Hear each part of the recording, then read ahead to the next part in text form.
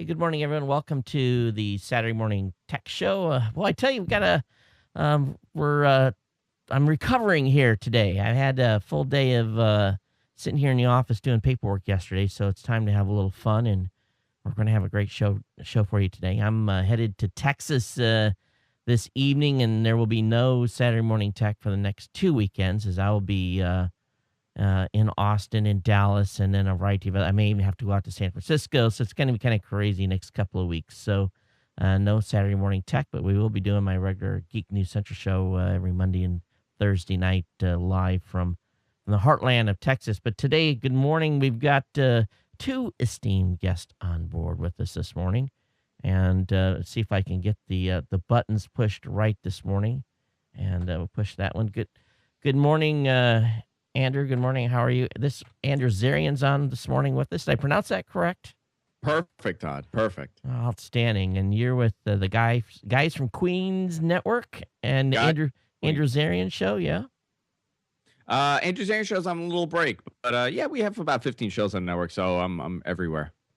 So is it gfqnetwork.com? Is that where you guys are at?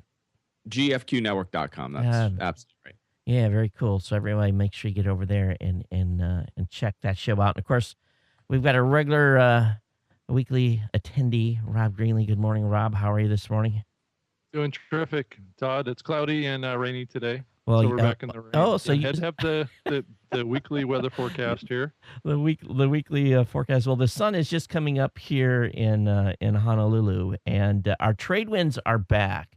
They were gone for about a week, and when we lose a trade winds, you guys get fog, we get VOG. Have you ever heard of VOG? Why don't you explain that one? I've heard that one before. Well, we got volcanoes here, and they put off basically a mist, or not a mist, but this VOG. It looks like you're in downtown LA. When it's smog, basically, is what you're saying. But it's actually created. It's smog, but created from the volcanoes. We don't have enough cars here to cause smog.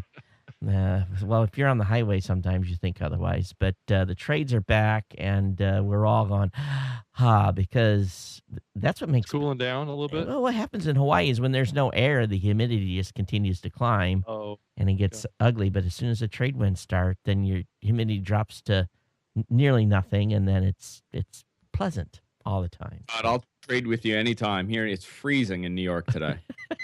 Well, I'm going to tell you, that's the big joke when everyone starts getting chilly. As a matter of fact, I got to put that on my list. Do I need to pack a jacket for Texas? I need to. I go to Texas and get off the airplane like I might need a light jacket. That's the thing that sucks about traveling in the fall. You leave Hawaii, it's 85 degrees, and you get somewhere and it's like 20 below, and you're like, why am I here? Yeah. Just stay in Hawaii, right? Yeah, absolutely. Well, this morning, I tried to, Andrew, I didn't know your complete tech background, so I tried to temper some of the topics we're going to talk about today that would be kind of a general nature, some privacy stuff. So we're going to go through that and some stuff that's going on with the folks over at Microsoft. But I want to show the audience something here real cool. And if you guys are on my regular show, you guys have been following this. I got a new little trick. And actually, let me refresh that so it's going to load.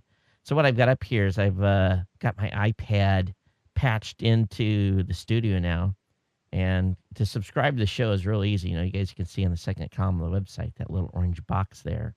And with any iOS device now, with the new podcast app, all you really have to do is, like for Saturday Morning Tech, you either click on the RSS feed or on the iTunes link and do that and right in. And both work? Yeah. But huh? That's weird. We just, why did we go to, there we go. It doesn't know that it's upside. Well, that's weird. You know what? Famous last words.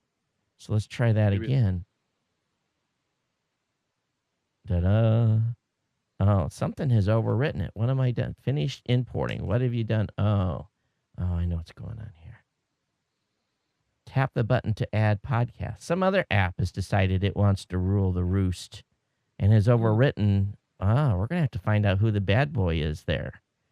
Oh, that's worthy of a discussion. What was going on What was supposed to happen there was when I pressed the RSS button on my website, the podcast app from Apple was supposed to load, but I have another app there that has decided that it wants to take over that behavior. Oh, someone's going to get a nasty note from me. Yep. Because what that really does is that ends up causing, well, I guess I just have to unload the app. And it's not an actual iPad app either. So, what was supposed to happen? Have been showing that off, and something must have updated on the device here when I did an update. What happens when I press the iTunes link? It still does what it's supposed to do. The iOS app loads as it normally does. So, okay, well, so much for that little tip. Just don't load any other podcasting apps on your iOS devices, I guess. I don't know about that Apple stuff. I'd stay away from it.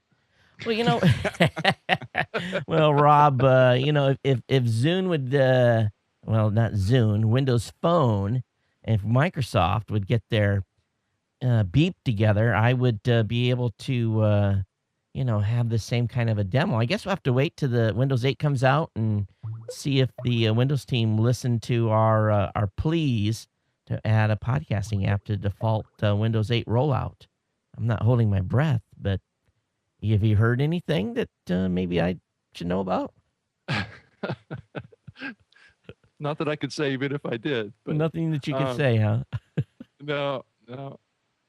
I've got my fingers crossed, just like everybody else. So, Yeah. So I don't know if you're aware, Andrew, but what we did is Microsoft had come out with what I did is Microsoft had come out with basically saying, here's our app list, and this is what's going to launch with Windows 8. And of course, it was devoid of any podcasting support. So we asked people to basically go on the Microsoft, basically where that had been posted, and asked nicely for them to include a podcasting app. We had about 500 people make comments, and I saw that, and I actually shared the post that you guys were working on. I think it's really important to have representation of a podcast app, an official app or something that they back in Windows 8. I think it's extremely important for the industry and even for the people who listen to podcasts, and make it simple for them.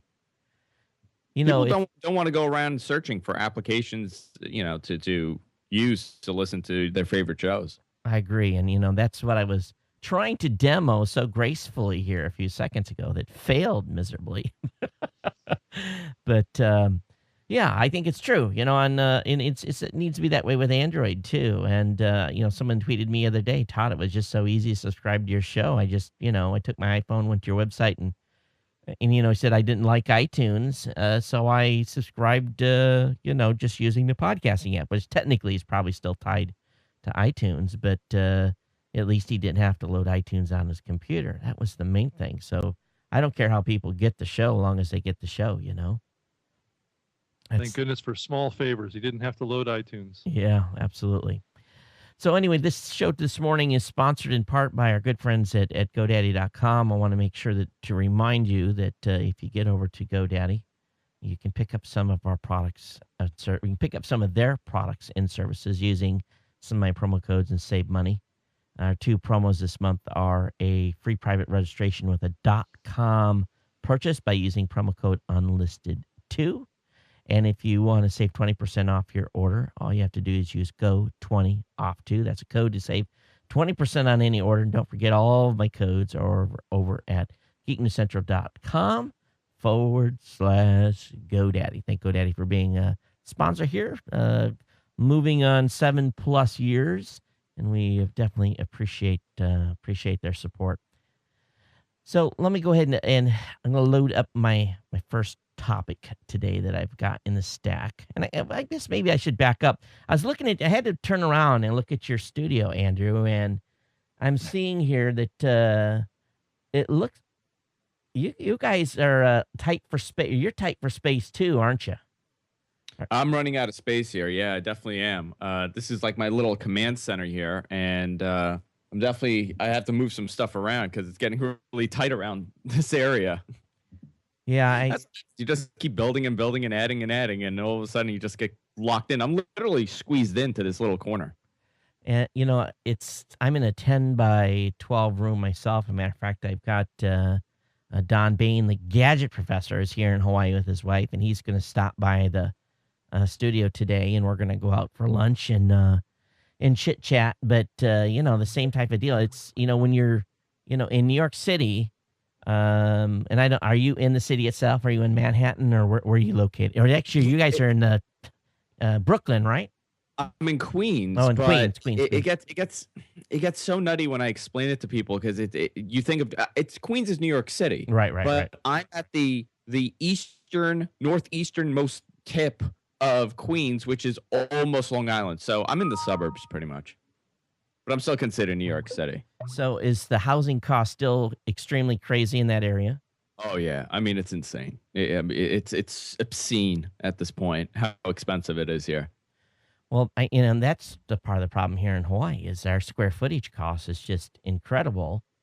And, I would nothing more than love to have a big studio, but I just don't have a spare $1 million or $2 million laying around to buy, something or rent something that's big enough to, support a bigger studio.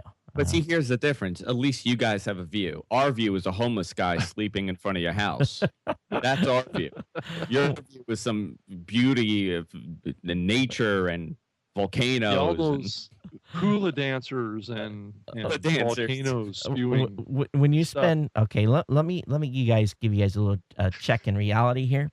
When I was in this office for 12 hours yesterday, I'm just gonna show you. This was my this was my view, So that was the view. That's it looks to me like a standard a standard office view, and that was in my window. When it looks out the window, it looks at my neighbor's yard, So it's not like I should have showed you guys this. It's not like I have any special view here. So, but I know what you mean. When you go outside, it is nice. But when we bought this house, I had this much view of the ocean, and that's when we signed for closing. No, when we signed to buy the house, and 2 months later, when we closed, the guy across the street put a second floor on his house, and my view is gone. So, oh man, I was pissed. I couldn't believe it. I came in. I walked over to that guy's house, and I just like, you could have told me. You could have told me you're putting a second floor on your house. I wouldn't have bought this place. That's cruel. Man, it sucked. But yeah, I stare at a wall all day too. So Todd, don't feel bad. Now I do take my laptop sometimes. I'm getting stressed out, and I'll go down to the beach. So that is a. I'm 10 minutes, so it's not like I'm very far from being able to get to the ocean. You're 15 minutes from the ocean anywhere, almost in Oahu. So, all right, enough about the weather and the view. Let's talk about YouTube. It's been announced that YouTube search is now going to rank videos according to time spent watching rather than clicks. And I find this to be pretty incredible. How many times do you get on a YouTube video and you quit watching?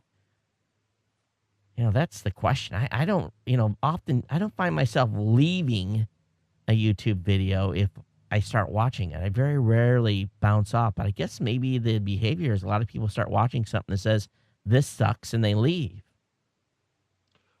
Todd, I think it's maybe a little bit reflective of their move towards longer form content. Well, if that's the case, then I guess I'm a shoe-in for the hack.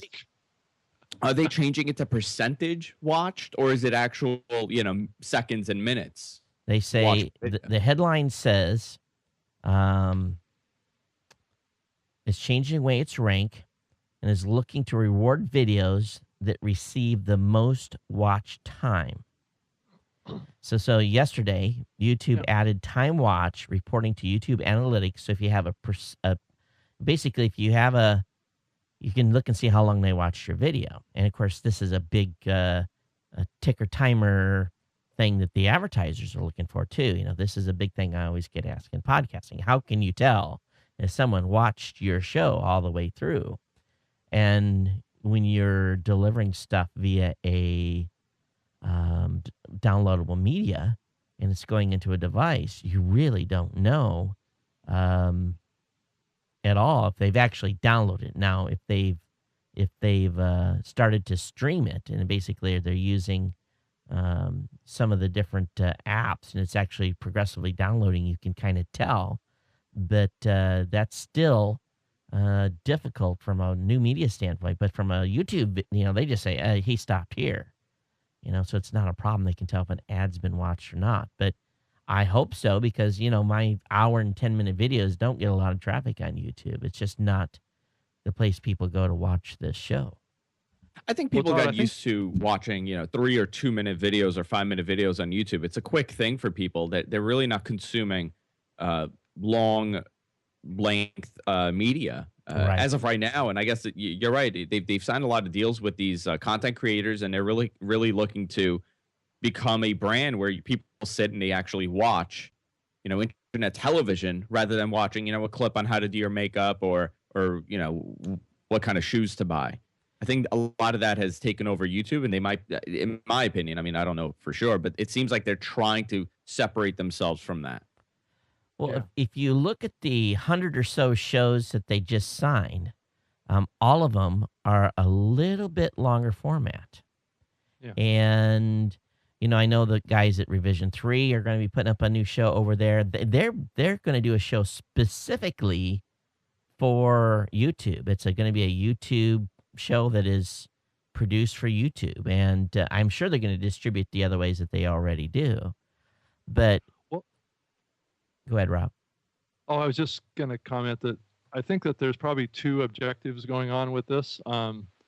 They definitely make more money off of a show from an advertising perspective. The longer the viewer is watching that show, it basically allows them to show more ads.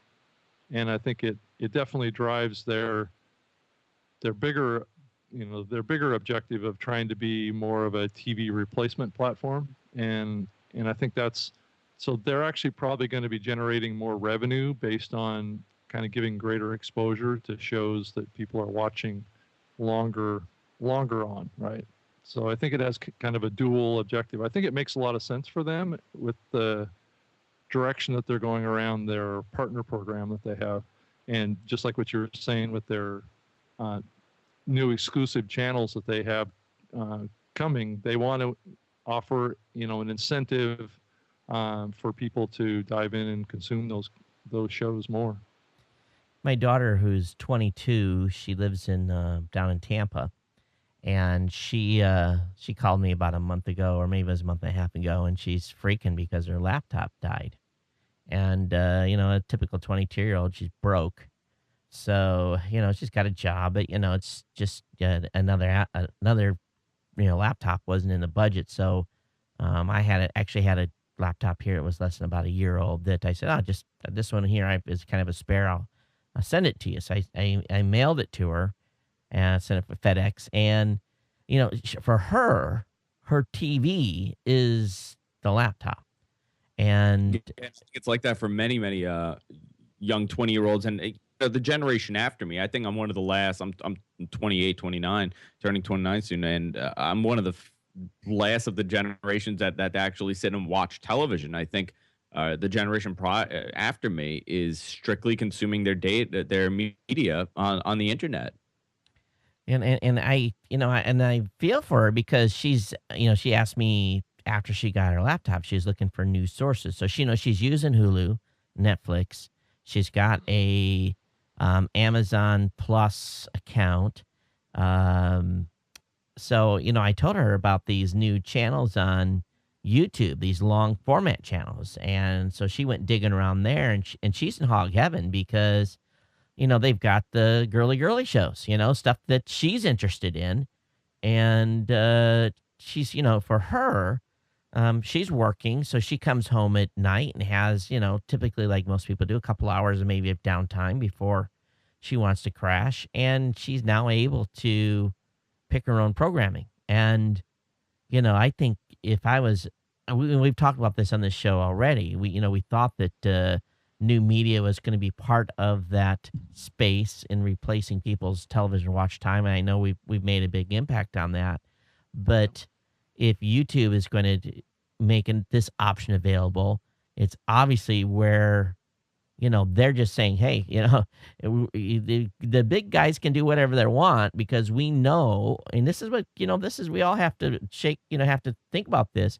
We know in 10, 15 years, the generation stuff is going to change and TV is going to continue to have a declining slope of people watching. Now, I think they're trying very hard, in the television industry. Don't get me wrong. They're a multi-billion-dollar corporation. And what they could do is if some of these internet shows come and become popular, they wait till the contract time runs out for YouTube and they go sign a deal and bring these shows onto the television network. But the question is, to me, look at this from a financial standpoint. If I'm a content creator and I'm creating something in a 10 by 12 studio and I'm making, let's think about money wise. What's it going to take to do some full productions? And if I was to have a production assistant and maybe a couple people here to help me with the show, my cost would go up a lot.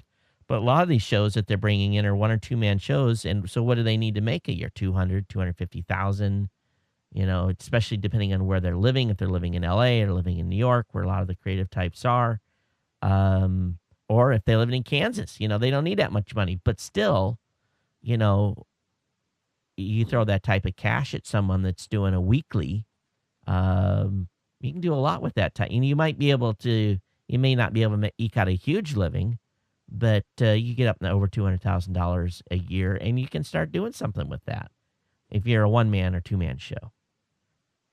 So, what would it take, Andrew, for you if YouTube called you today and said, we want you to do a dedicated show on YouTube. We want you to produce this every week. What would the cash incentive have to be for you to do that? That's interesting. I've thought about that and I've discussed that with my wife a couple times. What would the price have? A couple of factors come into play. One, would I be able to do what I'm doing, currently on the side? Right. If not, it would have to be, mid 6 figures at least for there to be an incentive to kind of give up what you're doing and to kind of work for somebody. I've always seen it in that sense. You have the luxury, I have the luxury of working for ourselves, and we don't really have to answer to anybody except our advertisers, of course. But when you're working for a company like Google, creatively, you kind of have to follow what they want, and that's where it really comes into play. What's the value of kind of losing control? I don't know if they're creatively losing control. I think Google's giving them the keys to the car and saying, going for it. But, I think about, and I don't think these people are losing, I don't think they're becoming exclusive. The show may be made for YouTube, but I don't know if it's actually exclusive on distribution.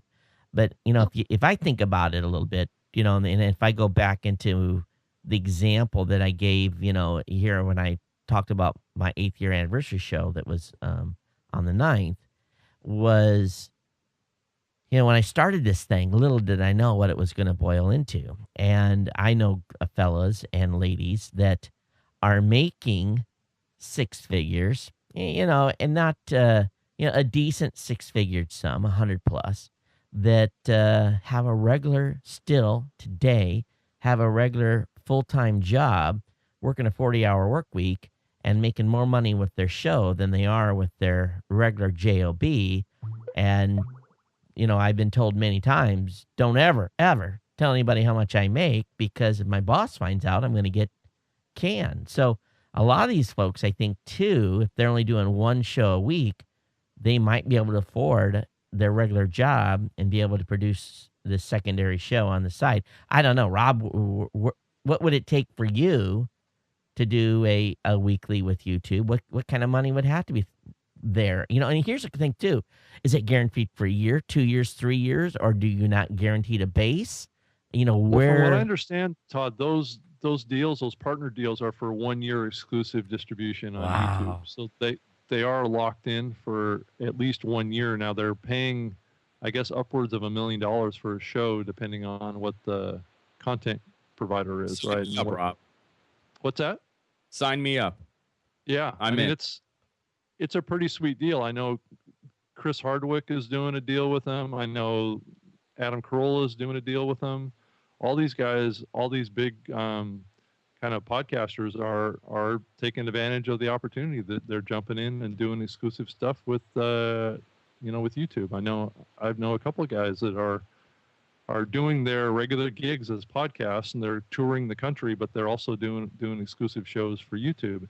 And I think if you look at the big picture of what's happening here, and you think about the generational shift that's happening as well, and what our young people are spending their time with, you can really see a serious threat coming to the established TV industry, and it's being driven by YouTube. And I think at some point down the line, that there's going to be a day of reckoning for the Hollywood establishment, that could be led by what's happening with Google around content. And I think YouTube totally changed the really entire. Sorry, Rob. YouTube has totally changed the way that we consume media. I mean, you could sit down and watch 10 videos, spend an hour watching, useless stuff, and it's not a drama or a comedy with high production value. I mean, you're just watching some random person talk. And really, what's the difference between that and what you're watching on TV? If you're able to put ads, and YouTube is able to put ads and target the ads to that demo, it's as effective as, a Tide commercial on Law and Order. I'm looking at, if $1 million is the number, and I went through, and of those 100 videos, I went through about 50 of them because I was looking for a theme formula. What is YouTube looking for? And I was taking notes, and I sat here, and there was a reoccurring theme on about half of them. So here's what I think if you want a series on YouTube. Number one, Andrew, you and I are going to have to change our sets. We're going to have no more talk ads. We're going to have to go to more of a open set, kind of like a Today Show type set, more open, more people. Number two, you're going to have a lady on the show, and usually a cute one.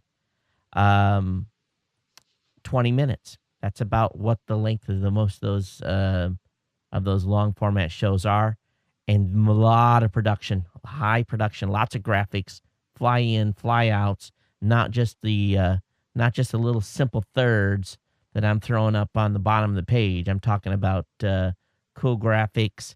And one thing's for sure is everyone's drank about 5 cans of Red Bull each before they do the show. Very, very high energy. So, that was kind of the... It really is, because I mean, that's the 18 to 24 target demo that they're going for. I mean, they're pretty much saying this is the demo of the future. This is who we have to target. But the 18 to 24, are they buying? And that's where it's going to... If this is not successful, that's when it'll shift, because 18 to 24, really, I mean, for the most part, doesn't have money. Are they going to buy whatever they're advertising on those shows? Well, I don't think YouTube's so worried about the advertising at this point. Do you, Rob? Yeah, that's the core business that Google is in. Google is in the advertising business. Their product is advertising. But are they more worried about building the show network and building the base than monetizing at this point? Well, they're playing the long game here. I saw an article, or I can't remember where I saw this, that said that Google YouTube's core focus right now is on the 13 to 24-year-old. That's their target age demo that they're going after with with content. So if you think about 13 to 24, they're playing kind of a generational game here is what they're playing. If they can aggregate enough audience around exclusive shows on their platform, at some point down the line, when those 13 to 24-year-olds turn 35 and 40 years old, they're going to still be looking for similar type of content. Now, their content's going to, their desire for content's going to change a little bit as they get older, but they're going to look to the internet as the place that they get their content, and that's the game that's being played right now. And most of the TV players, most of the online platforms are not playing to that young of a demo, because they're trying to generate revenue right now, not play in the future. Well, one thing's for sure, they've got the cash and the billions in the bank account to play the long haul game. And, guys like me, I'm approaching the big 50. So, maybe I need to start doing a geriatric show. I don't know. But the question then is where does that leave the rest of the digital media community? I can only think that it's going to lead to, there's going to be some spinoff. Now, I will say this. In part of my 60 hours of work and putting together this 15-page RFP, I was looking at a lot of shows, more than I have in years. And there is, I had to kind of slap myself, because there's an incredible number of new networks out there that are doing some very interesting things. And so, part of my 60 hours this week was calling those network heads and saying, hey, hello, here's who I am. Here's what I can do. This is what I'd like to bring to the table for you. And they're like, yeah, we need the money. So I'm looking at these, and it's not, there's some that were a little bigger than others, but doing some great work. But the common theme with every one of these people I'm talking to is they're broke. And they're not making enough money for a long haul game, and they're using their credit cards and everything else to get to the time where they feel they got enough volume and people or audience and stuff to make it work. And so there was a few of those shows that would have been, in my humble opinion, would have been great for YouTube. And so, if they're watching, maybe they should consider going over there and taking a look. It goes back to that. Rob, we've had this conversation many times. This gap. You got the podcasters, you got the YouTubers. Why does this gap? Why does this gap exist? I think the gap exists between the YouTubers and the podcasters because the podcasters are really doing long form content, and we're generally replicating what we hear on the radio. It's internet radio, talk radio, more than television. What you're doing and what I'm doing, we're sitting in front of a microphone and in front of a desk, and we're talking about whatever the topic is. I think that's the gap really between YouTube. I don't necessarily feel that works well on YouTube because it's long, and people, like you said, they want to watch 20 minutes and they're done. They're finished. They can't watch 2 hours of, talk about technology or whatever when it comes to YouTube. But that there is a place for what we're doing. The talking head shows, there's a total place for that. And it may not be on YouTube. It may be on something else in the coming years. But I think what we see on YouTube and what we're doing as content creators, it's totally different. And there's a space for both. It may not be on YouTube, but it might be on some other format. Rob, do you think that there'll ever be a place for, an hour and 15-minute show on YouTube? Yeah, I think so. I think it'll happen. I think you're right in your observation that I think that for that show to succeed, it's got to be a fast moving, it's got to be entertaining. It's got to be something that keeps that younger generation's, attention, which they've had a hard time keeping attention to longer things. They're much used to multitasking and jumping around, jumping from thing to thing to thing, right? And not really sticking with something. But I think as that generation gets older, I think they will tend to think that it's okay to listen to longer form content. And also, I think with podcasting, the real focus with most podcasting is around learning and education, right? And I think that's the strength for podcasting. Now, there is a lot of comedy, right? But the comedy is more like morning drive time kind of comedy, right? It's not really any different than that. I mean, that's the kind of comedy that you hear on talk radio. I mean, it's exactly, what Andrew was saying, that the roots of podcasting are centered around a new form of talk radio. And does that younger generation support talk radio? And what does this podcasting area need to do to be more attractive to that younger generation? And I think that's probably a topic for discussion to try and think about. I had a discussion with someone that came from radio, and they were pretty successful on radio. And she was saying how when she went over to podcasting, she had a serious problem with keeping the attention of the audience, and she had to change the way she does her show. She did the show for 15 years and was extremely successful on FM talk. But when she went over to a podcast form, she realized people were tuning out because the show was a slower pace. And she had to up the show. She had to up the pace of the show and really tighten things up. And I think that's a generational thing. I think a lot of the younger kids, they really don't understand telling the story and, continuing a bit when it comes to comedy. And even with technology, they want it boom, boom, boom, boom, boom. And if it's not about something that they're interested in, they don't want to hear it. They just want to hear what they want to hear. And you're right, Rob. That's going to change as they get older. But how do you adapt as a content creator to that? From a statistic standpoint, the 18 to 25-year-olds are, how should I say it, in minimal numbers. That are. Todd, and you would know this. Do you feel that the 18 to 24, 18 to 25, they'll eventually, if this is in their face and we're doing, radio on talk radio with video, do you think they'll eventually slowly go into that after watching the 2-minute 3-minute clips as they change as people? Or do you think that if they're getting 20 minutes of content, that's what they're going to stick to for whatever the time period is? Well, I think they're growing into it because I don't think my audience is getting any older. The numbers have stayed pretty much, at least on my show. But that'd be a good study to do. I wonder if I could, because you would think we've been at this, we're going to be approaching 10 years here in another year or so.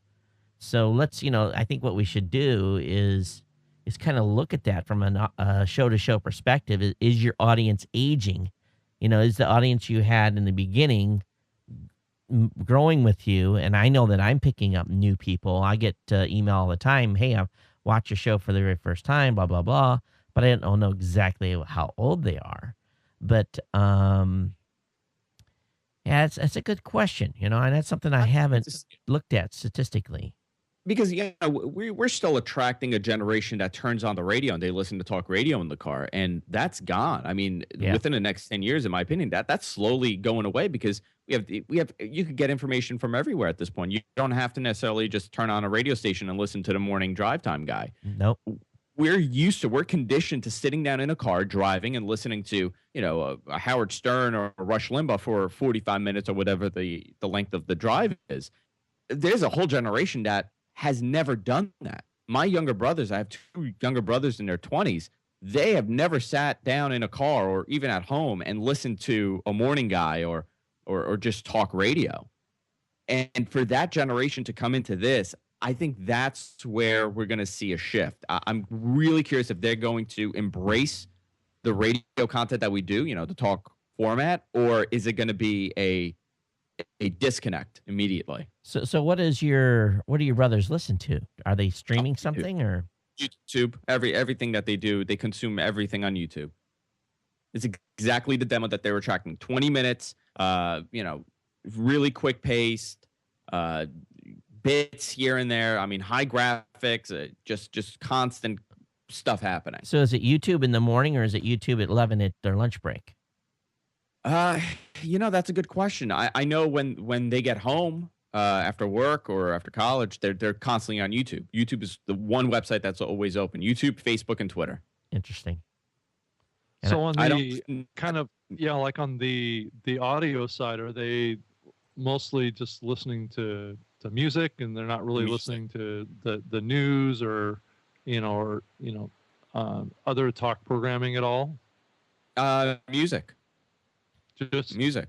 Yeah. Just music? I mean, it's a totally different way of consuming information. I'm still used to long format stuff. I think sometimes the content's too short when I'm watching stuff on YouTube. But if you look at what a lot of the networks are doing, they're putting these 5-minute clips and summaries. Yep. This week in whatever. It's like a 5-minute clip, and I'm watching it. I'm like, well, I want more. I'm interested in what they're talking about. I want more. There's a guy that does a great science thing, and they talk about certain topics. Like they were talking about the time zones, and it was like a 3-minute video, and I wanted more. I was like, oh, this is interesting. I wish he had done like a 10-minute video. But I think that's a generational thing. I think that's the age thing. There's a total separation here. Well, what I find is when my kids get home from school, besides, screaming at them to do their homework, typical teenagers, my son's got the big muff headphones, and, so getting talk to him, I have to basically go over and yank the headsets off his ears because he's jamming. But, what I'll watch him is he'll be listening to music, and he's got a little iTouch, and he'll be on the internet with that iTouch, bringing stuff up, looking at, so he's, gaming or listening to music at the same time.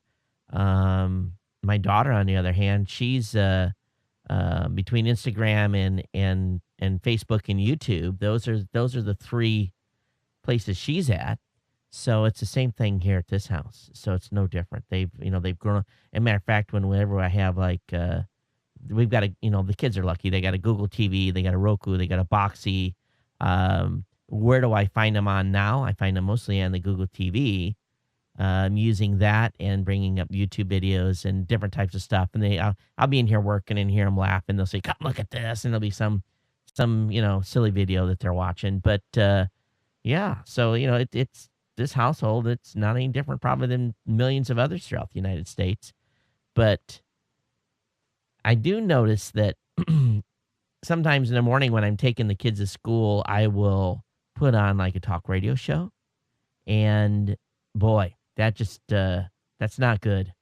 And it's immediately the headsets come on, whereas if I play a podcast, there's a couple that they like, they'll listen, but they could boy, talk radio, no.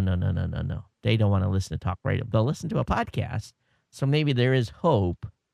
But well, Todd, I think if you look at just go look at like the most subscribed list on Zune or in the iTunes software of what the most popular shows are, right? Like the top 20 list or the top 10 list. It really gives you a snapshot of what type of content is being listened to in the podcast space. And I'll have to just be frank about it. And I think it speaks to where we are right now, is that it's science, it's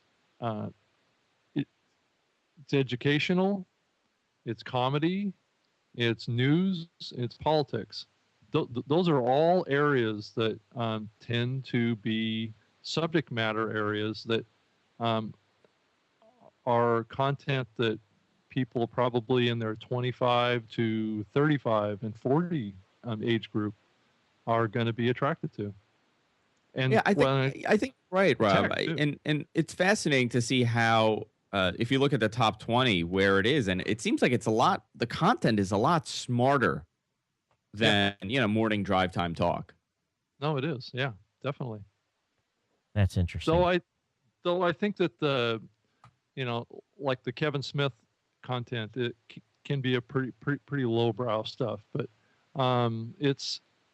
that stuff's not sitting up in the top 20 list either. So it's science, technology, comedy, but kind of highbrow comedy, right? Kind of mind teasers, kind of factoids, trivia, that kind of stuff. And sports is a good area too.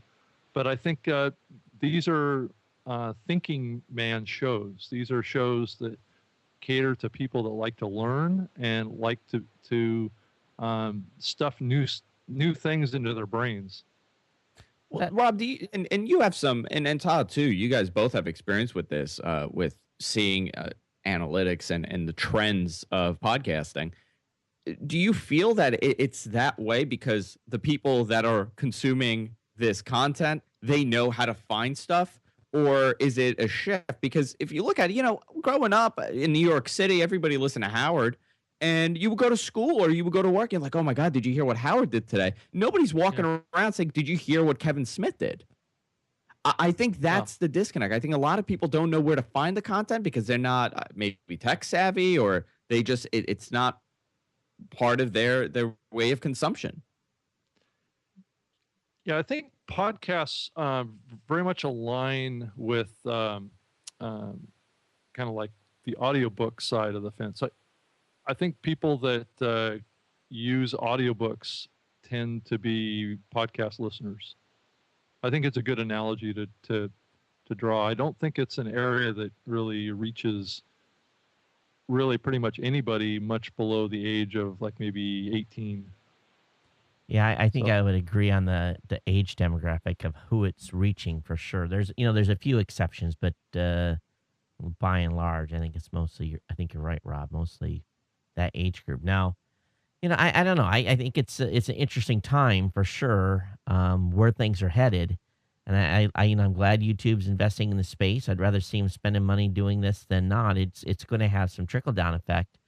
But one of the challenges that I've had, and especially from a monetization standpoint, because it ultimately comes back to these folks being able to feed their families and do their trade. And I think the comedy guys, they use the media as a way to promote themselves so that they can get their next paid gig.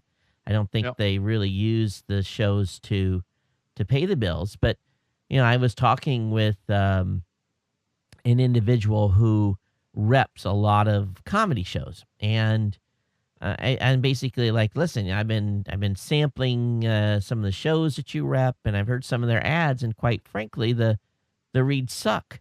Your comedians are, in a sense, kicking your advertisers right in the jimmy because they don't come out of shtick mode long enough to do a serious spot, to make a serious pitch for their sponsor. I says, what's going to happen is I bring your shows up on a buy, and you guys do your reporting, and as soon as the media buyer reviews the ad spots, your shows are going to get canceled because, It's so funny you're saying that, Todd, because I was listening to a comedy show this morning, and that's exactly what they did. They had a live, they go, we got to talk about our advertiser, so-and-so, and they beat up the advertiser for about 5 minutes. And they acted like they don't care, and they're angry at the ad, and why do they have an ad? And they just beat up on the advert. And it was a major advertiser. I mean, a major advertiser.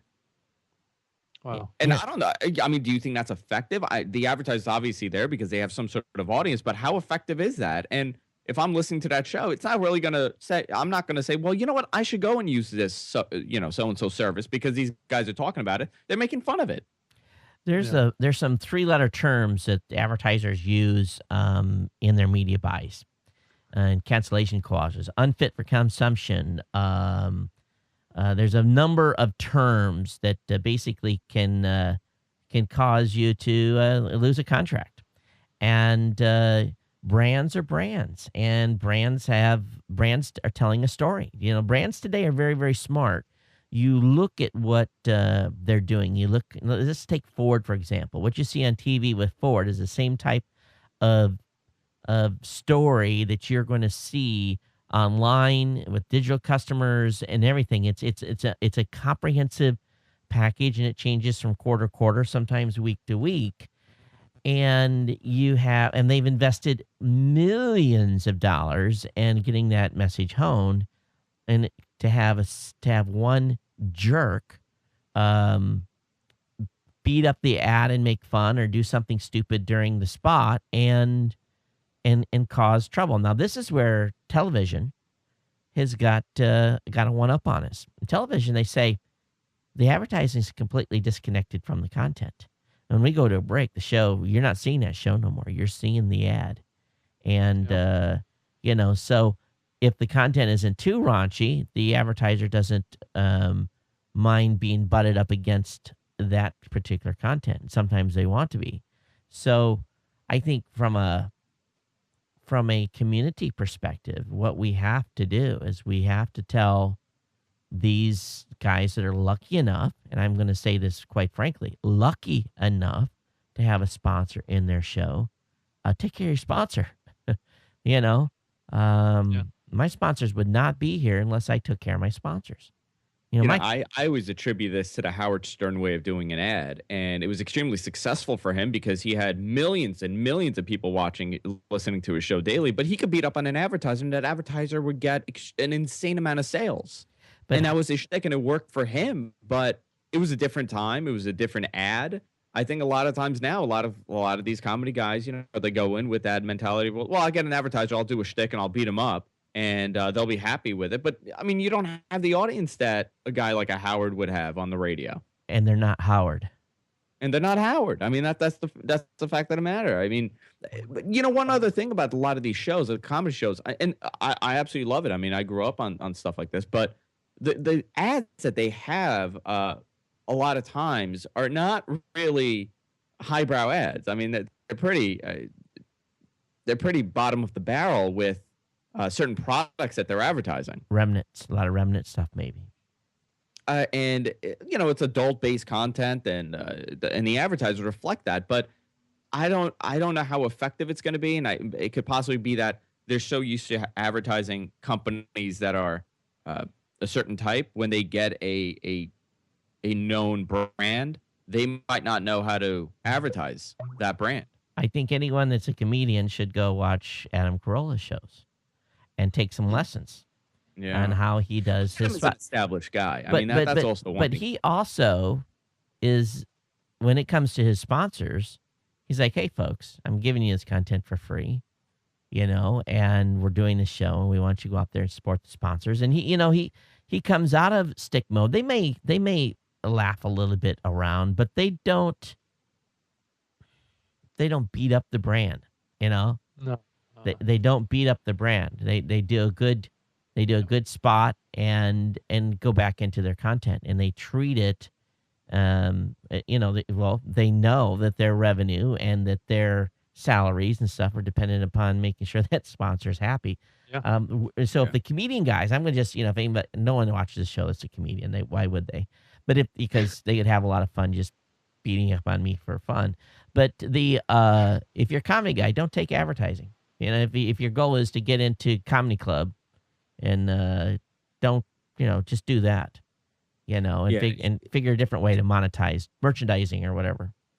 And I'll tell you, Adam knows how to do radio. Adam is a radio guy, and the second if he beat up on, let's say he had a 1-800 mattress ad, it's a little. Let's say he's advertising for Sleepy's or whatever, a major company, national company. The second he beat up on that company, you know what would happen? That general manager of that station or program director would be in his studio screaming at him. The sales manager would be screaming at him. I think a lot of guys, and I'm friends with a lot of these comedy guys that do these podcasts. We have a comedy show on the network. I go and I talk to these guys all the time. They've never had a boss to scream at them and say, "What are you doing? That's paying the bills." Well, then you haven't done an ad deal with me.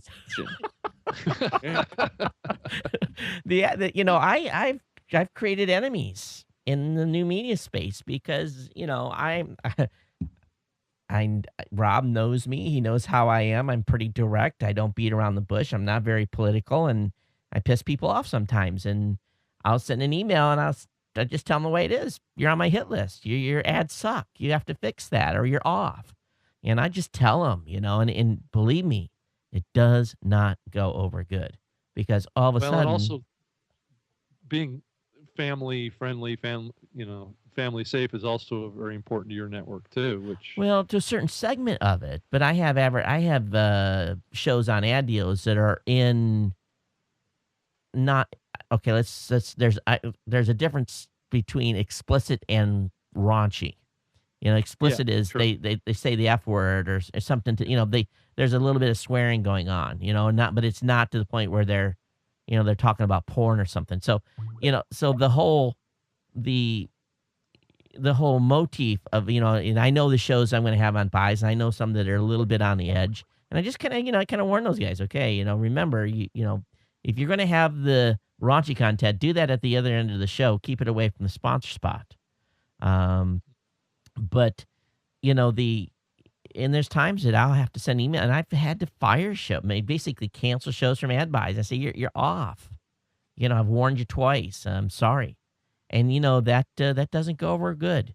And all of a sudden, Todd's an ass because he took me off the ad deal because he didn't like the way the ad spots were being run. But from my perspective, I give everyone fair warning and instructions and guidelines and a heads up on what they should and shouldn't do. And sometimes they just refuse to listen. And so it's not time for you to have an advertiser. You need to sit back and think about this for a while. Go into the penalty box for a while. And maybe that's my difference. But again, I have not had a lot of comedy shows on ad buys. So I am almost in the back of my mind going, oh no, when I'm thinking about having to run comedy shows, especially in this upcoming campaign, there's going to be some comedy shows in it. So they're much harder to sell too. Comedy shows are much harder to sell ads. I mean, we have a couple of comedy shows, and we do a comedy. It's not a comedy show, but it's a general guys call-in show on Fridays. And it's funny, and it gets a little raunchy here and there, it gets explicit, but those shows are a lot harder to sell because there's no niche audience. It's a free for all.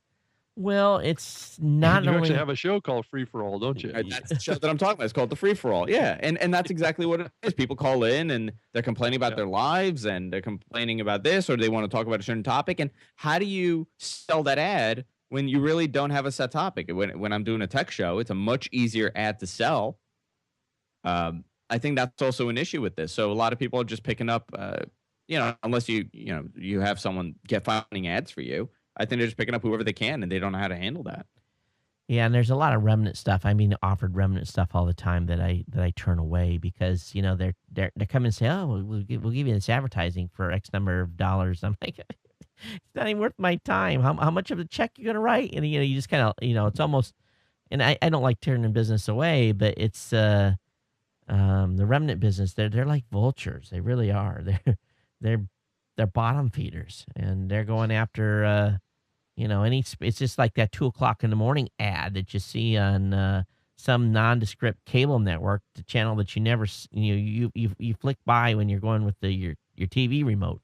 So I don't know. I guess we'll see where it goes. I'm hopeful, and I will say this quarter. I went to Tokyo and met with a company.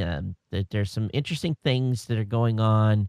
There's money coming into the digital space. It's just I'd be honest with you. We had there was more money being spent digitally, at least in the podcast space, when the recession was really hot and heavy than right now. We're down a little bit this year, but based on my quarter for basically everything I've been getting for RFPs, it's shaping up. 2013 could be a very, very big year, and I'm just hoping that it's a good trend and it people are starting to recognize the viability of the space. But in the end, it boils down to just 3 little letters, and those 3 letters we have to deliver on, and that's called return on investment, ROI.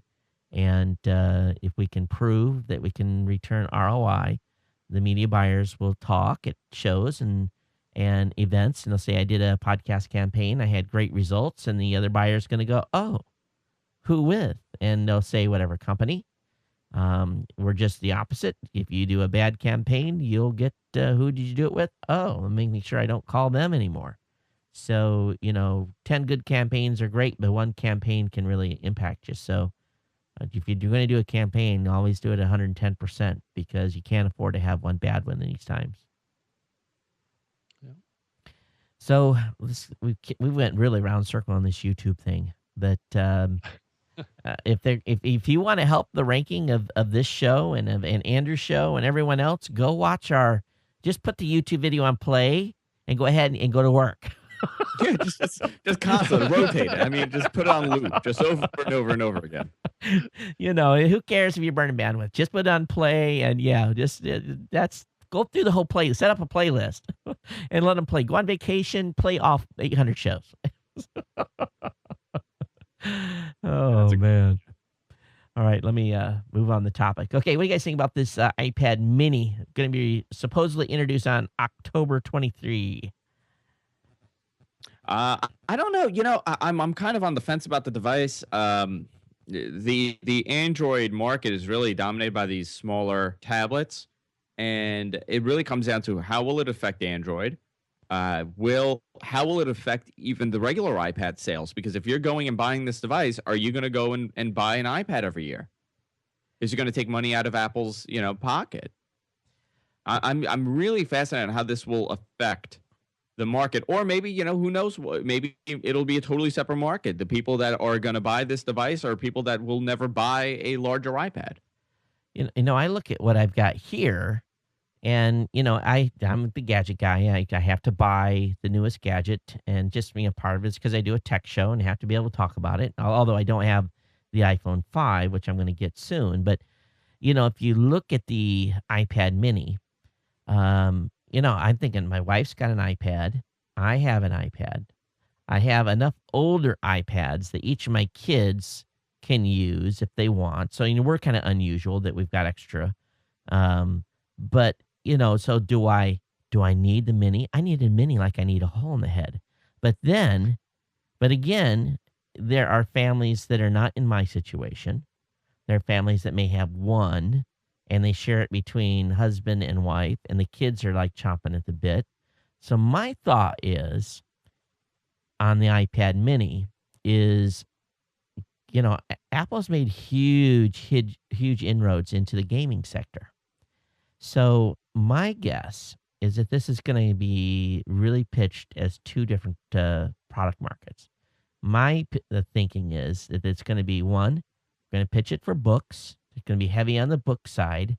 And two, it's going to be an upgrade for the kids in the house that may have a iPod Touch that may need just a little bigger screen, but don't need the full iPad.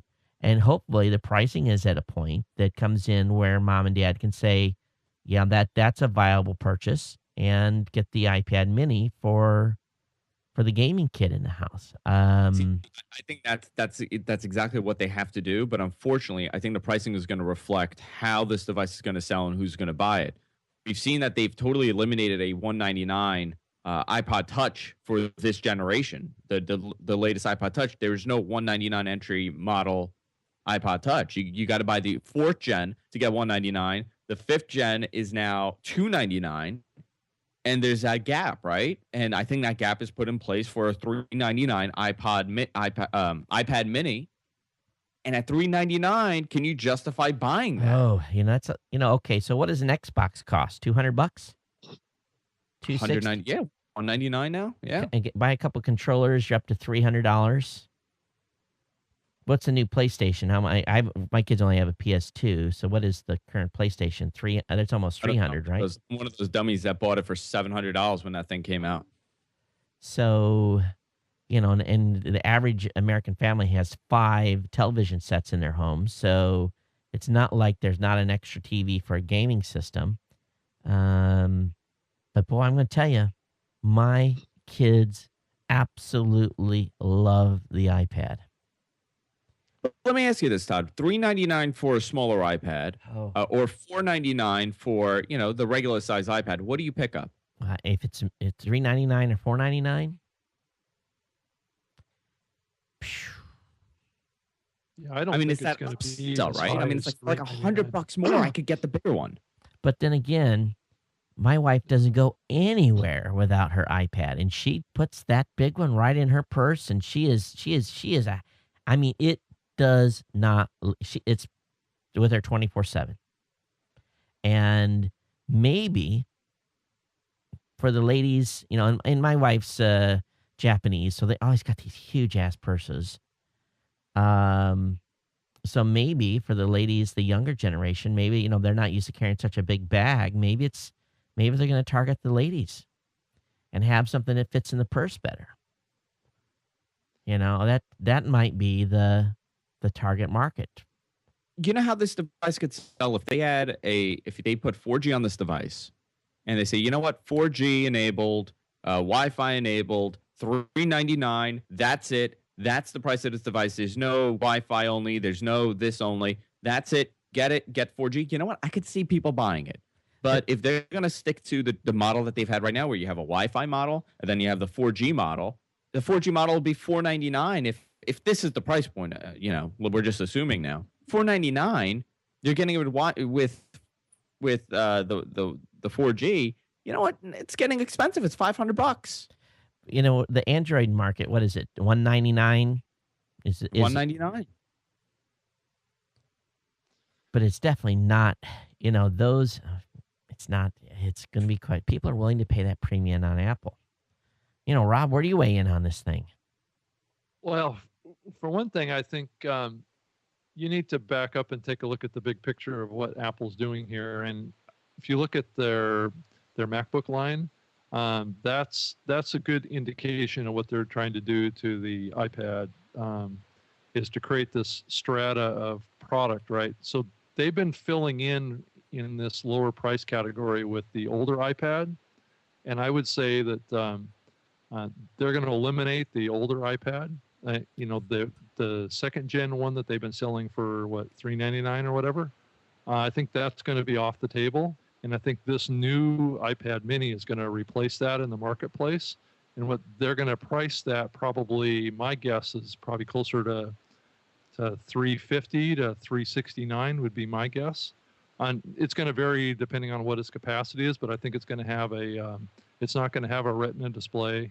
It's going to have kind of a lower spec to it. So they'll kind of create this premium strata between the iPad mini and the full iPad. And the iPad will become their MacBook Pro of their tablet business, right? It's going to be the premium brand and the premium device that's going to be more like a MacBook replacement. I think that they're going to position it like that. I think what's happening with the Surface kind of puts pressure on Apple to make the iPad more like that, right? It's more of a business device. It's more of a serious computer device of sorts. So I think what they're creating is this product that's an alternative that competes with the Google tablet and the Kindle, but it's not going to be in the same price range. It's not going to be the $199 or kind of. So they're going to create a whole new kind of premium category for that 7-8-inch tablet. In all honesty, Rob, Apple never does anything half-assed. That thing's going to have a Retina display on it. There's no way that it doesn't. They're going to have to. I mean, they can't take away. They can't go backwards. Well, the problem that they have is that the iPod Touch, right, has a Retina display, right? Right. So that's priced at $299, right? So how are they going to justify offering an iPad mini that's really, really close in price? Is it because they think there's two different markets there, or do you think what's the differentiator between those two? But in my opinion, Rob, I think it is a major mistake to price that iPad.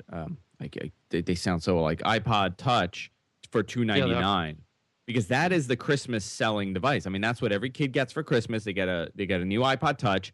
If you're not getting an iPhone, you get an iPod Touch. And guess what? Now, it's harder to justify a $299 iPod Touch over a $199 iPod Touch. I agree. It was a major mistake, and they're going to see that this season. Well, and another point too is I don't know. It's going to be interesting to see where the pricing comes in on this, and what the sales pitch is behind it. I definitely will watch the announcement, of course, just like anything else. But do you notice a date here on this announcement? 23rd of October. Very strategic. Okay, Microsoft, let me see here. What is it, 26 October, Rob? Yeah. So there's no motive here.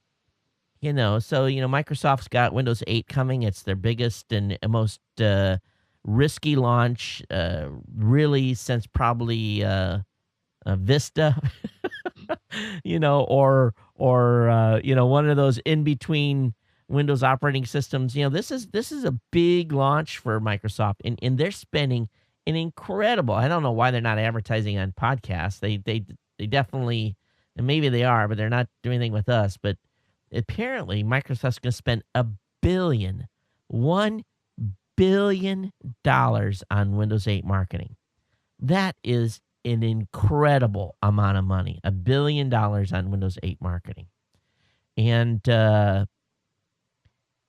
you just think about how I said $1 billion. So, maybe that doesn't make people jump anymore, but when was the last time you heard any company spending $1 billion on on an individual product launch? I don't think I've ever in a long time heard it. Maybe $1 billion doesn't go as far as it used to, but that's an incredible amount of money to spend on launching a single product. But yet we're going to launch the Mini on October 23rd. So, Apple's getting a little, kick them in the kidneys when they can, right? Microsoft has to really push the Surface device because they have to re-educate the average consumer on what Windows is now.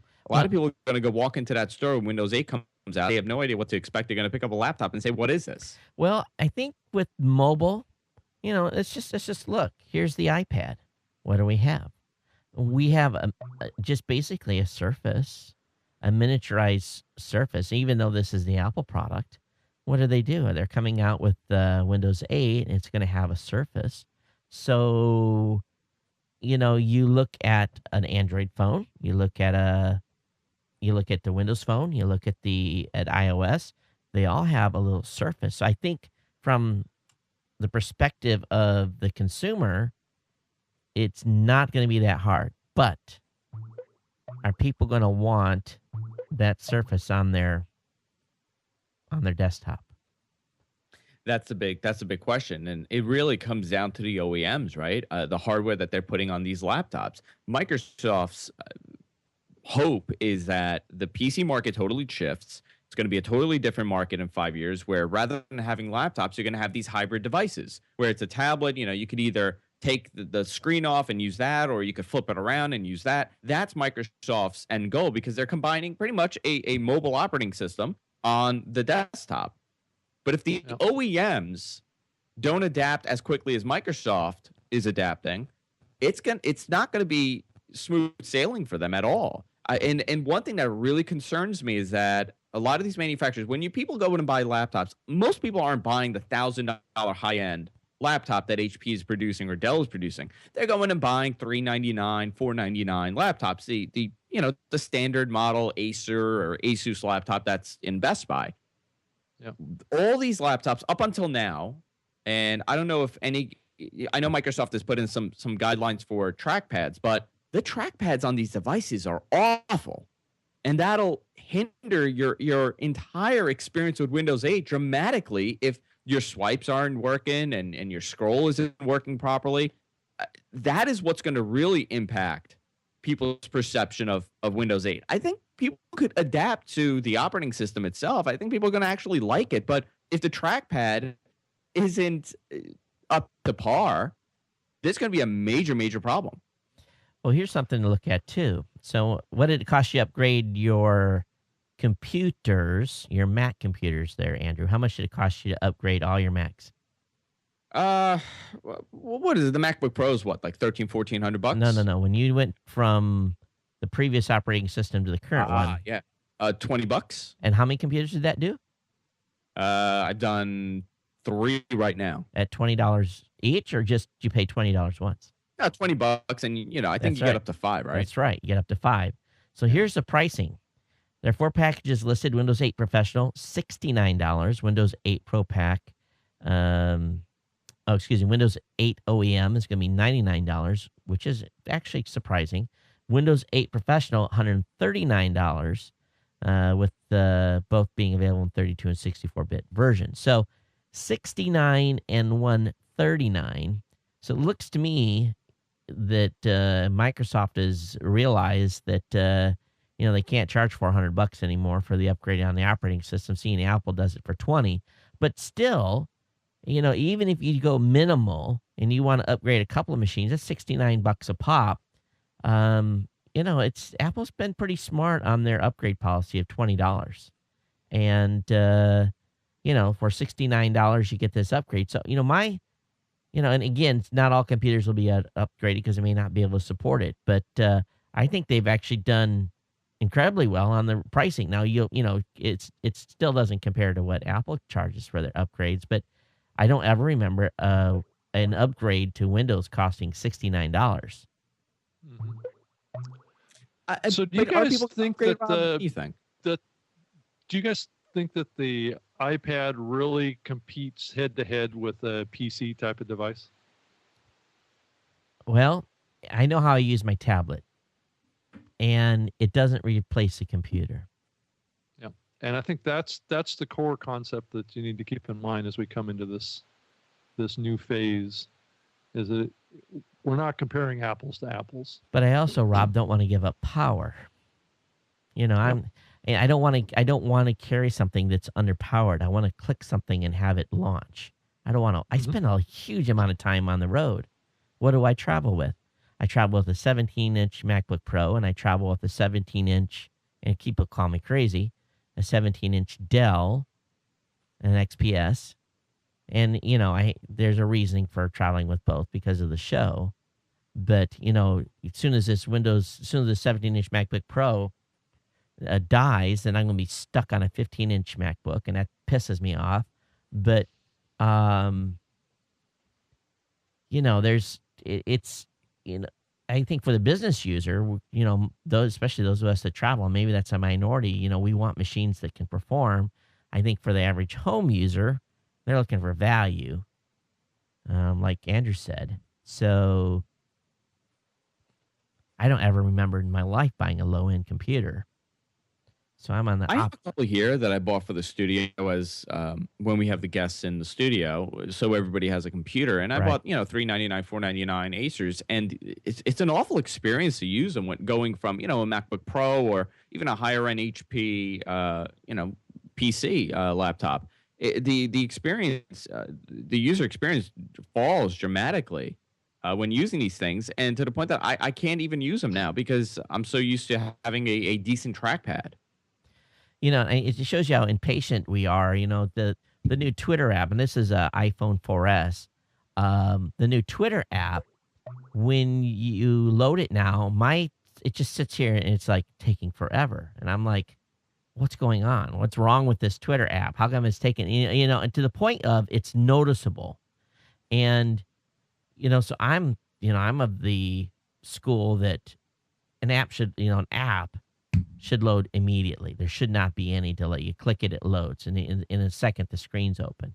So, I'm the same way on a PC. I click the button, I want the program opened up in a very, very short amount of time. Obviously, it takes a little while for the computer to spool up, and I leave a lot more stuff open on my taskbar than I used to. But, I guess you get what you pay for. But I think that Windows 8, Rob, aren't we going to be talking about some pretty sturdy software? Well, yeah, I think as you get the Windows 8 Pro version, it has the best of both worlds, right? I mean, a lot of these hybrid devices are going to be kind of like a laptop replacement as well as a tablet into one device. So you're going to be able to have both experiences and to run all of your normal desktop software as well as run the new Metro apps.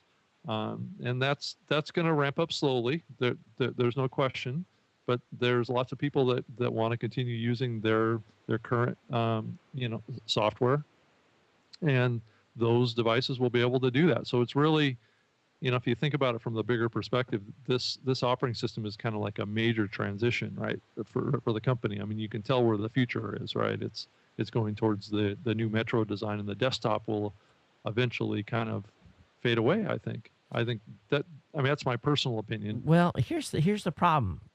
Well, okay, so let's say the desktop goes away. My keyboard's never going away. It's and I just don't believe that the desktop is going to go away. I just can't imagine. People do too much. Okay, I can't run AutoCAD on my iPad. I can't run AutoCAD on a tablet. I can't You got to have a pretty doggone good machine to run AutoCAD or do video editing or to do some graphics editing. You know, But see, we're the minority, Todd. We become the minority when it comes to this. Before, if you used a computer 10, 15 years ago, you kind of had to know what you were doing. And that's how we all learned. I mean, we tore it apart. We learned code. We know how to use terminal. We know how to use DOS.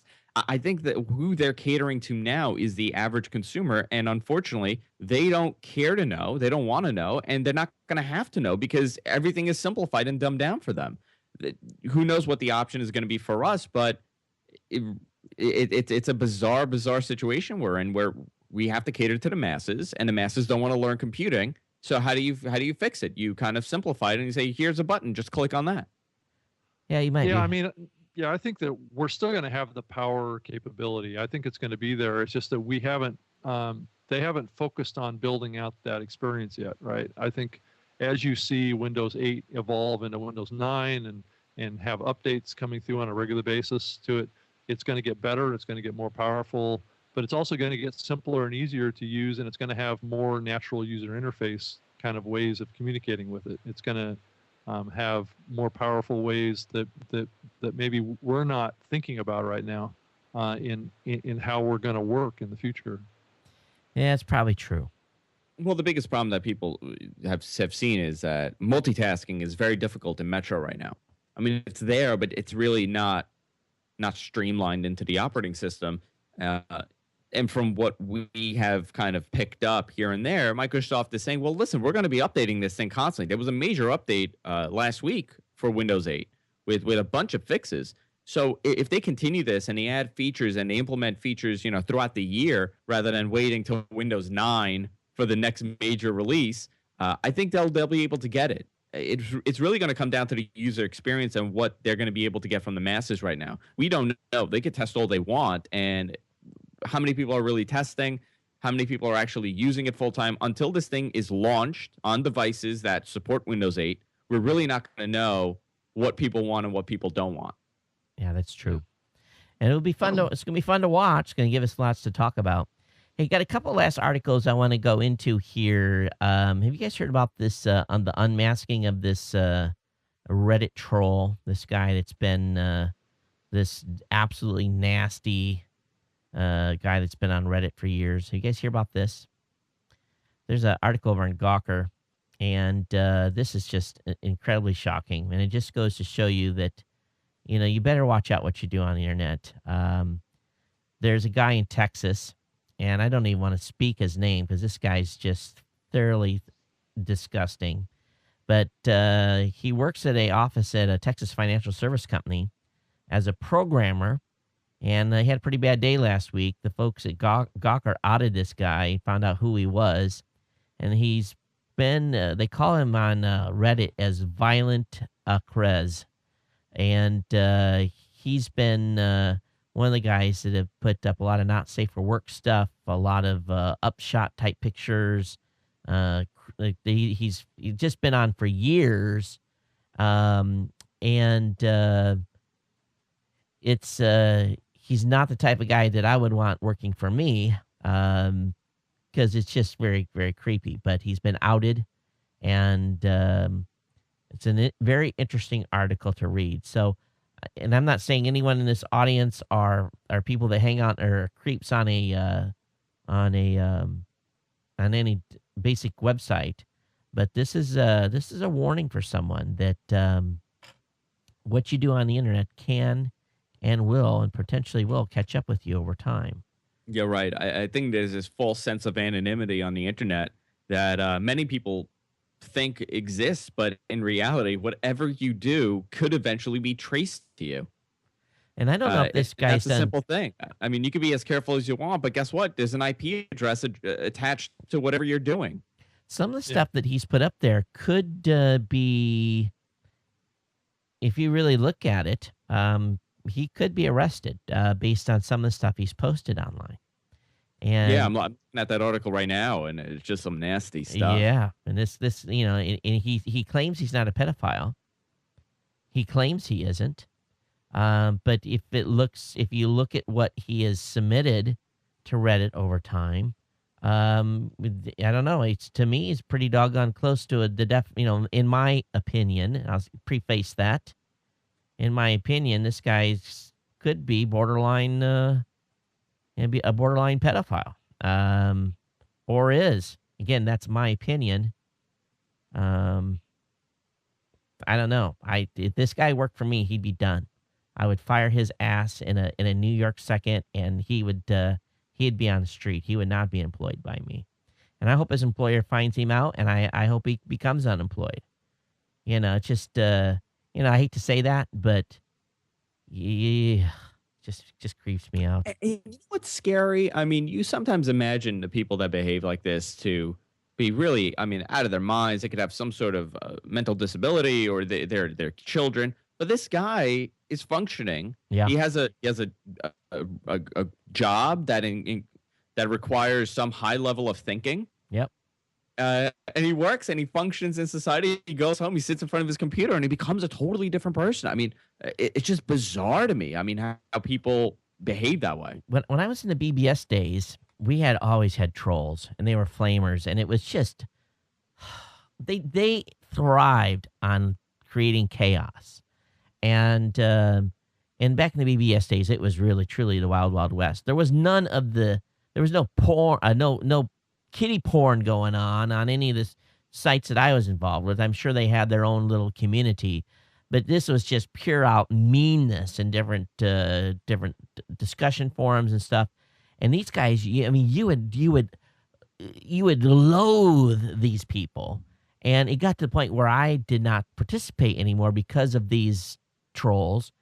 And then you would meet these people in person, and they would be average Joe, nice guy. And like, how can this switch? How can he turn into this evil bastard when you're in front of a keyboard? I think just people, and you just wonder, what is the true person? Is the true person that's behind the keyboard? I think probably the closer to the truth is what manifests from the keyboard. Yeah. It's fascinating. I mean, this is always going to exist, obviously. YouTube is kind of trying to change that with actually putting your real name with your username, attaching that. Right. But as the internet grows and kind of manifests into this mature system, I mean, we're still in its infancy. I mean, it's only 20 years old. The internet that we know of today, what would we take it back to? I mean, the AOL days, which is not too long ago. So it's really, over the next couple of years, I think it's going to manifest into something else. And I think anonymity is going to slowly get phased out. And just like society, anonymity is great, but you can't walk into, a store and punch someone in the face and walk out. Oh, you can. You're just going to go to jail. Something's going to happen. You go to jail. And I don't know. It's a tricky thing. Some people want the privacy and some people are against it. I think we need a combination of both, as long as it's not adding my address and a lot of my personal stuff. But believe me, it's a funny thing. It's fascinating to me. Believe me, they know who you are. The advertisers do. The advertisers do. You take back to the ISP. I mean, if you get totally out of line, they link it back to your ISP. The ISP knows who that person is that's assigned to that IP address, and there you go. I mean, it's 2 steps. Yep. So that kind of leads into one other topic I have that I want to wrap up with, but I just want to cover this one topic in between, so it's just going to be a disjointed conversation here. Reuters reported earlier in the week, the U.S. Defense Chief says preemptive action possible over cyber threat. And this is a pretty incredible statement that he has said here, in that basically they reserve the right to do a preemptive strike on someone if they are going to be, or they anticipate or have knowledge of, a cyber attack. So my question was, that came to my mind, okay, when you talk in DOD and you mean preemptive strike, that means dropping bombs on target. So what do you do from a preemptive wise to strike back if you know you're going to be under cyber attack? What is the actual strike? Well, I think it's the same analogy. It's the same analogy. It's just a virtual strike versus a physical strike, which a virtual strike tends to turn out to be a physical strike, but it's coming in from a different pathway through your internet connection than it does through a bomb from a bomber. You know, I Yeah, Leon Panetta, I think in the article was quoted in saying that cyber defense, we have to amp up our cyber defense, or we're going to suffer something similar to what happened on 9/11. And he called it a pre 9/11 moment, saying that it's getting really worrisome yeah. with the way that the attacks are escalating. Yeah, and I think the U.S. policy is that we take it as an attack on the country, therefore we could retaliate.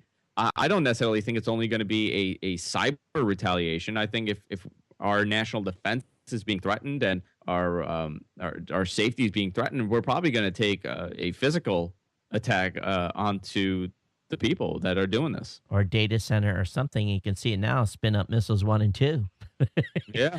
And well, yeah, I think we had a recent kind of release about news. I think it was on 60 Minutes that came out talking about how somebody, and it's rumored that it was the U.S. that actually did this, that put a bug in some electronic device that made it all the way over to Iran that basically took out some of their spinning devices, that are involved in making nuclear material.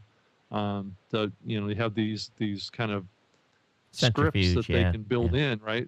That can propagate on their own. That they're really intelligent kind of, malware essentially, that gets into systems and migrates its way to its target, right, and then takes out its target.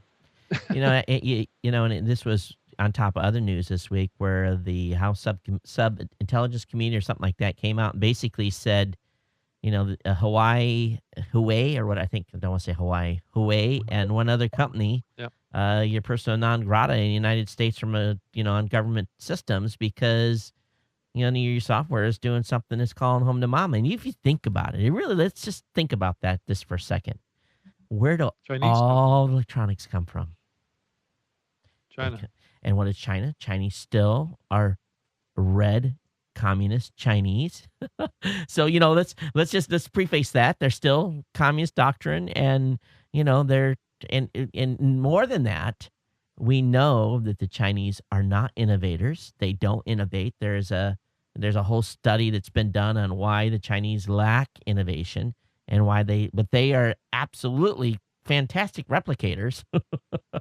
So that's because they don't need to innovate because everybody else is doing it for them. That's right. And then they just steal everything else. And it's evident at CES when the guys are walking around with teams of camera people walking into a booth and swarm the booth and take 100 pictures of every product. And it's not because they're using that for a blog post for sure. So, I think it's a sign of the times. And you think about how devastating it could be if all it would take is something to be embedded in a computer, almost any computer or line of computers, that upon a certain function being called could wake up and call home to mama. I think it's a bigger issue than what people realize. I would be. I think it's huge because our infrastructure and the measures that we have put in place right now for our electrical power grids, our nuclear plants, our watering plants, it's not efficient. I mean, it's really, really lacking any kind of security. And one thing could, just take everything off. And you think about, we've shipped so much of our manufacturing overseas, to not only to China, but to Thailand and a variety of other places. And so many of the components that we get today are not built by an American firm. They're built, well, maybe by an American subsidiary in a foreign country. But you start thinking about the applications.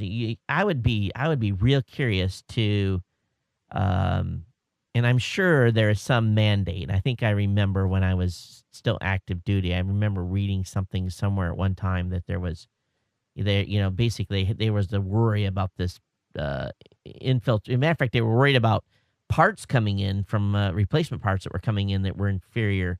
But there has to be, you think about the electronics going into communication satellites, going into you name it, just the electronics, where are those parts coming from? And how easy would it be for someone to drop some firmware in a recessed corner of a chip that maybe was modified post spec? They would never know. They would never ever know. And when they do know, it's too It's late. too late. Your computer's shut off. Next thing you know, you're learning Mandarin.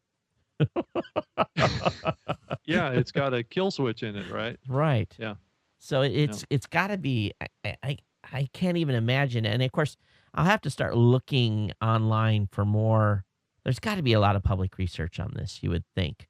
And obviously, CNN did a almost like an expose on the threat that cyber attacks could possibly have on this country, and it was actually alarming to see how we are not prepared at all for any kind of cyber attack. I mean, if there's an attack on our power grids, I mean, everything is offline. What do you do then? I don't think the Chinese are so stupid to do that, because their trading partner and their economy largely runs because we buy products coming out of China.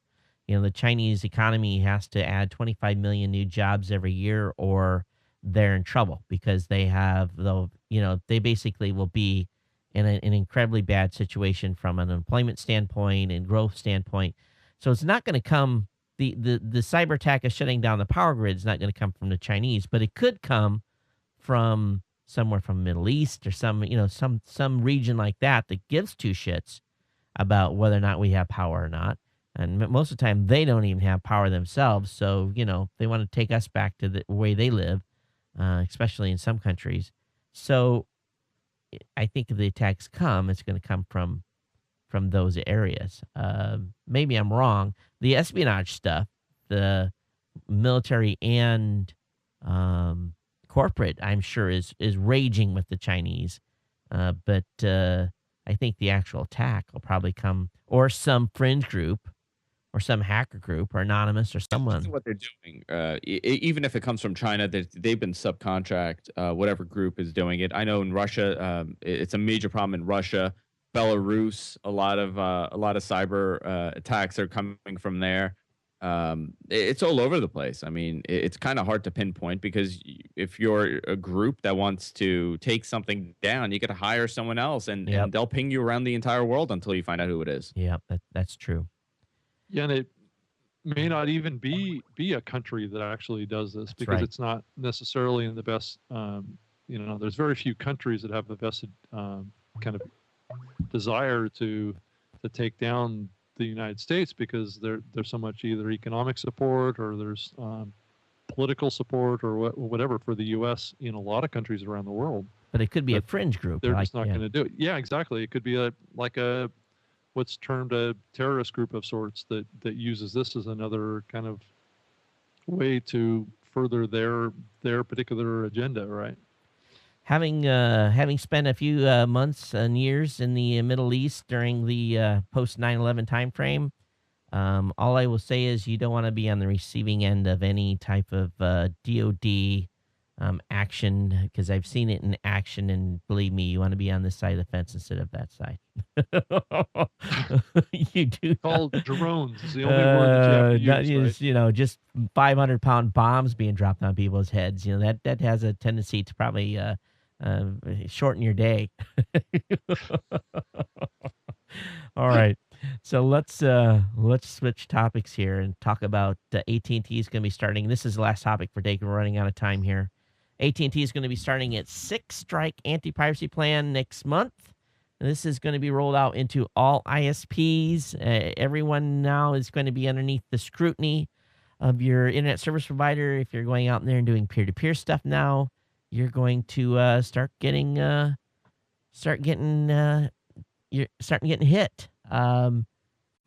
This has been talked about for a long time. So what happens when this actually initiates and people that are doing peer-to-peer on a regular basis start getting letters from their ISPs? Do you think there's going to be a massive revolt? Do you think this is going to last long? Or do you think this is going to tame the peer-to-peer usage? I think it's going to tame the peer-to-peer usage. I mean, it just doesn't make sense to use peer-to-peer for stuff like this anymore. Well, There's just it risk. still accounts for a huge amount of the traffic on the internet, Rob. I know it does, but it's becoming a less, how do you say, less um, viable way of getting things online, I think. Yeah, I mean, it's just going to be another way for people to consume it. Once they realize that they can't use peer to peer anymore, they're going to use something else. And there's a couple things out there that people are now adapting and using for piracy. What I'm curious about is are they going to stick to it? Right. That's my thought.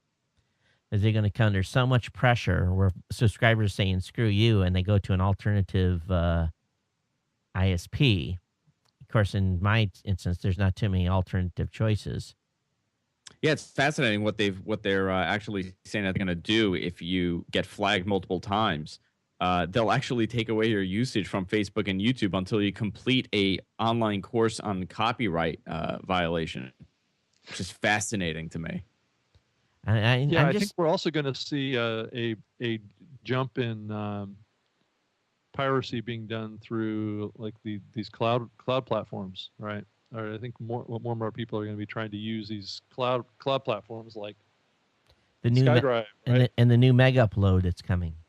Yeah, I'm not saying that that any one of these platforms is going to be kind of really easy to do piracy through, but I think that this whole cloud direction opens up a whole new pathway for piracy to exist. I mean, because I know a lot of these platforms have like public folders, right? So you could actually share a link. My biggest thing here is I've always been an outspoken, basically, I'm not a big fan of the RIAA and MPAA based on the tactics that they've taken in the past. And I've always covered this copyright stuff and where, companies are going out and demanding money. And basically it's no better than, the mob going into a store and saying, open your cash register and give me $500 this week and next week and the next week. So, it's not any different than that. So I've never been a big fan of their tactics. So, but at the same point, being kind of the outspoken guy I am on those folks, I don't condone, copyright infringement. And, the big thing I've had to do here is, I have to police my kids, I give my kids, basically they have little cards where they can buy music and stuff. And I've been pretty hard on them from sneaker netting type stuff too. And I basically how I enforce it is I just basically let me see your iPod and let me look through what you've got in there and where did this come from and keep an eye on it and make them understand that the tendency of and I'm sure someday when they're 18 years old they can do what they want to do on their own internet connection. But I'm just trying to instill that it's good to pay for what you listen to and but most parents probably could care less, and I'm sure the kids are downloading music and sharing with their friends, and that's the biggest thing. It's the sneaker net. Every kid at school has a USB drive. My kid has a 64 gig USB drive on his neck, and how easy it was for them to just share files that way. So it's not going to stop people from sharing music, but I think Andrew's right. It's just going to be done different ways. Yeah, it's going to be done different ways, and I think it's the same thing as people are always going to speed, unless there's cops in every corner, and you get the ticket, and that's when you stop. But how do you control that on the internet? It's very difficult to do that.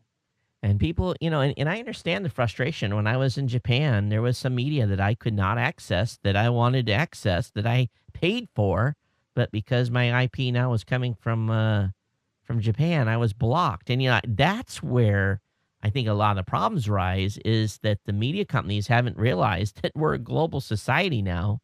They've been so regionalized control, been able to put control mechanisms in place and different pricing in different regions. That's why we have this debacle with 6 regions on DVD disc. It's just it's crazy. But well, guys, that's all I kind of had. I had more stuff in my stack, but we've been going a while already. Did you Did either of you have a notable thing or two that has happened this past week that you wanted to highlight? Yeah, I wanted to mention. I think it's really interesting what's happening with Hulu right now. Oh It's looking yeah. like that their world is a little shaky right now as far as what's happening with them. And I'm just wondering what you guys think. Is Hulu going to make it? You think? Well, the big media guys is basically they jumped in and they said, "Oh, this is going too fast. This could hurt our television industry." Yeah. That's what it boils down to, right? Yeah, Yeah. and some I, investors are I think starting to they're in bail danger. on. Sorry, Rob. Oh, that's fine. Go ahead, Andrew. I think they're in danger because I think one of the owners just cashed out, right? A lot of money, and the biggest problem with Hulu was, if you look at the consumer, they really didn't know what they're paying for. Are they paying for a service with ads? Are they not? They didn't have a lot of the content that people wanted on there. Their website is extremely confusing when you're looking for, even when you're a paying customer. Some things are clips and some things aren't, and they're kind of mixed together. I think there's a lot of issues there for Hulu, but I think the biggest problem is that the TV networks kind of stop them from doing what they wanted to do. Well, when they're getting huge dollars from cable providers for the right to carry their content, that cash cow has to be fed. And again, it's a multi-billion dollar industry, and they are not going to go quietly in the night, regardless of what we wish they would just, implode. But it's not, they're going to be forced to make changes. Yeah, Going, and and unfortunately, I don't think it's going to be the changes that we want. well, and as long as they're owned by those big studios and networks, there isn't a strong future for Hulu because, I mean, they tried to sell Hulu. I mean, you guys remember a couple of years ago, and nobody would buy them because those studios wanted too much money for them, and it just. I just don't think that it's going to last. I think that Hulu's going to wind up getting shut down in the end. I think it's just going to be a matter of time. It's really sad too because they had a chance to do something really cool. Yeah. And we cut the cord here for a year.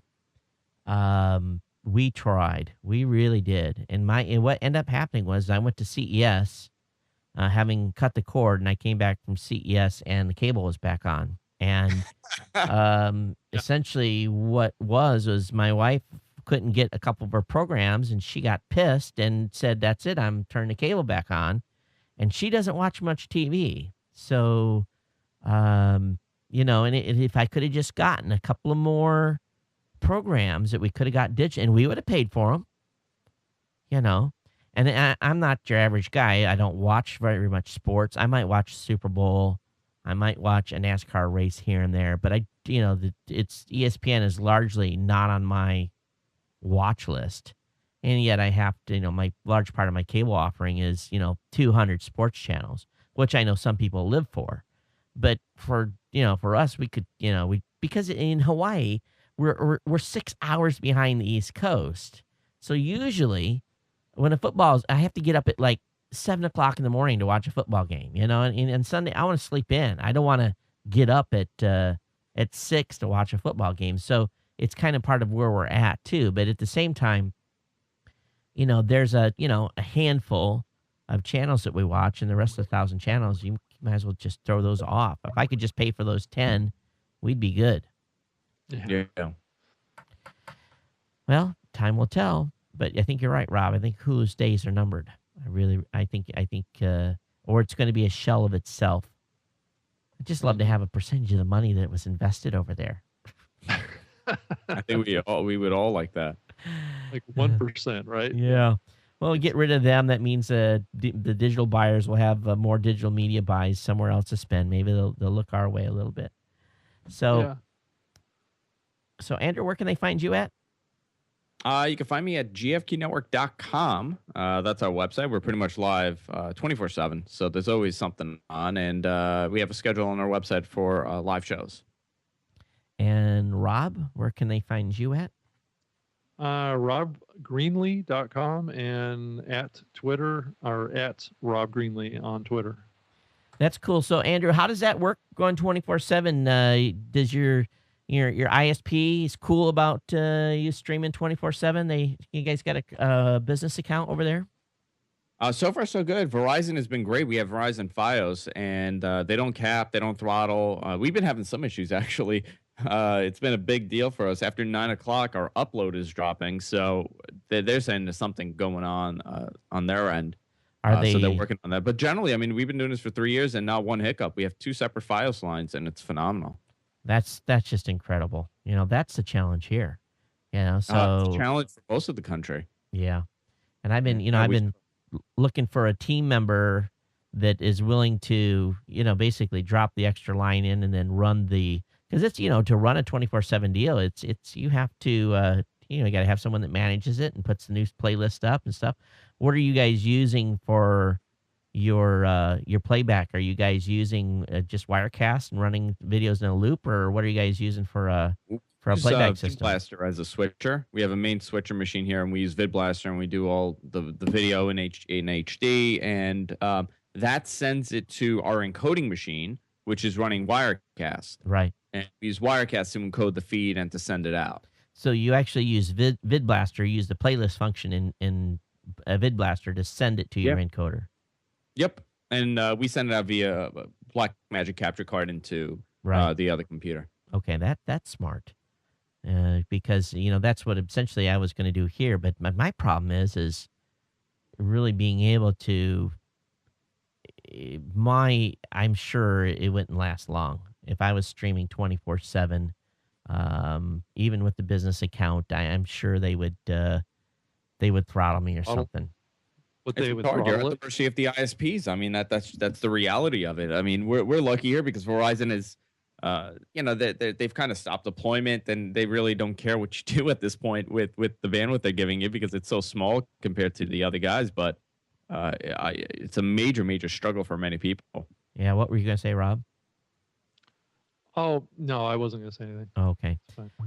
Well, that's good. Verizon FiOS, two pipes, man. That is just that'd be like a dream come true. That's worth moving to New York.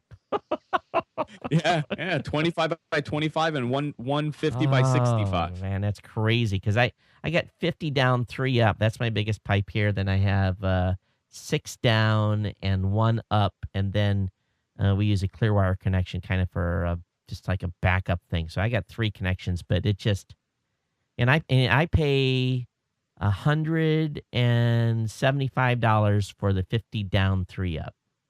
50 down, 3 up. We're paying, I think 25 by 25 is $49.99, and I think the 150 by 65 is like $79. Oh my God. It's just, I know.